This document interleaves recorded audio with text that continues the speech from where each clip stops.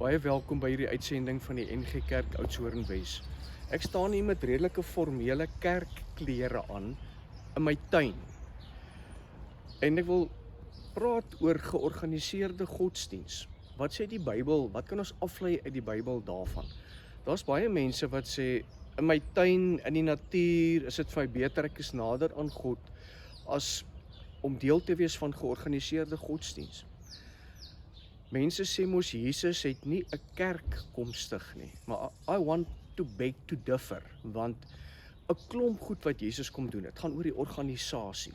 Hy kies hierdie 12 mense, hy lei hulle op, hy leer hulle, en nie om elkeen in sy eie rigting te gaan en in die natuur te gaan sit nie, hy leer hulle want hier's 'n projek, die koninkryk van God.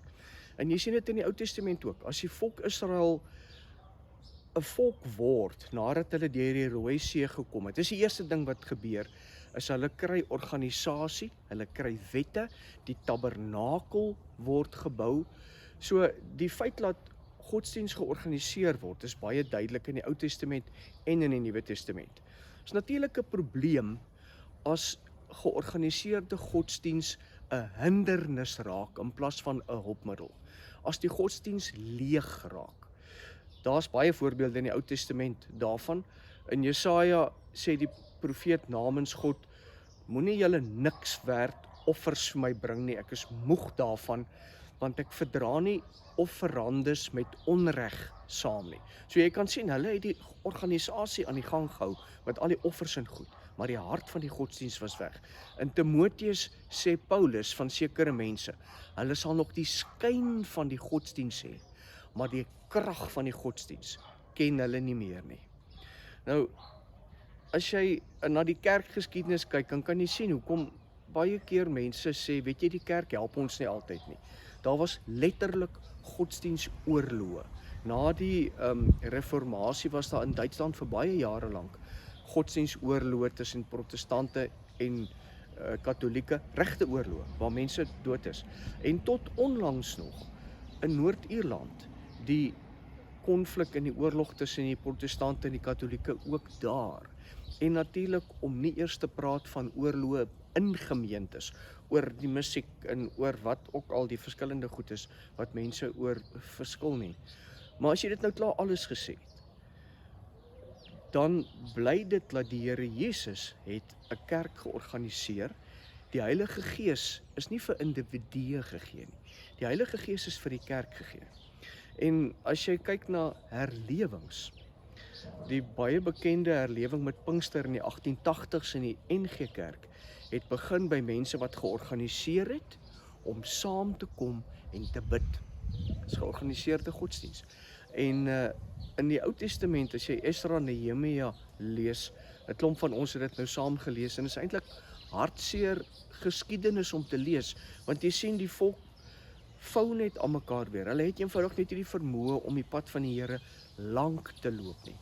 Maar elke keer as daar 'n herlewing kom, ons sien dit ook by die koning Josia, presies dieselfde, maar in Esra en in Nehemia, as daar 'n herlewing kom, is dit omdat mense by mekaar kom, dis georganiseerd, en na die Bybel luister, want God praat deur sy woord en deur sy gees met mense.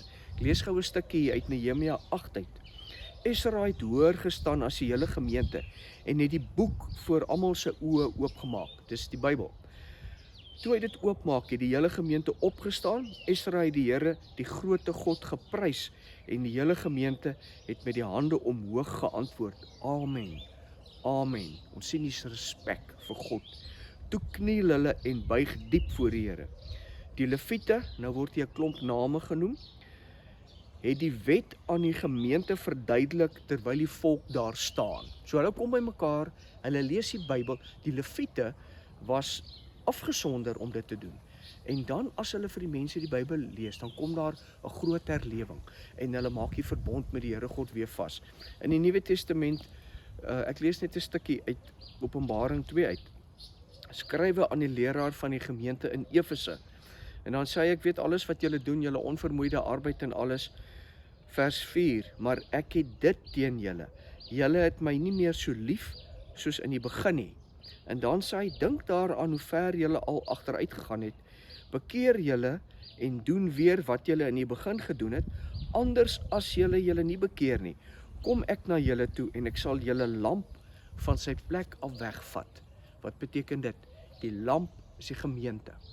Die gemeente gaan ophou bestaan.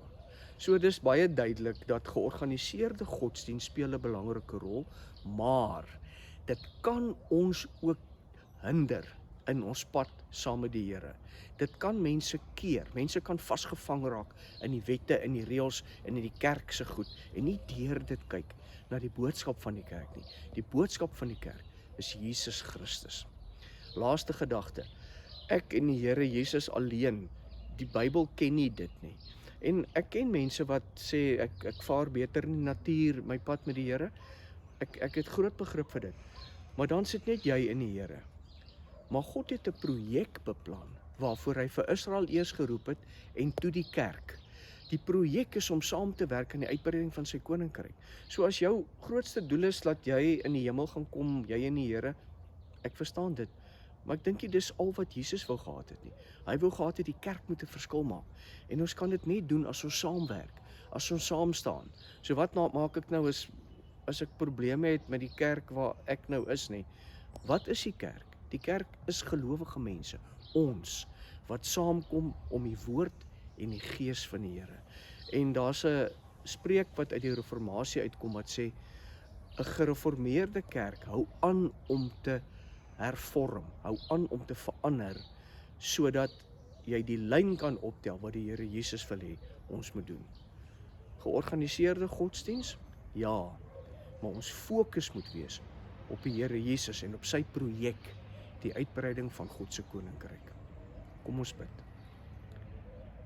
Here, baie dankie dat ons deel van u kerk kan wees en dat ons die kerk is en dat daar ander mense is wat ook in u glo, wat saam met ons die kerk is.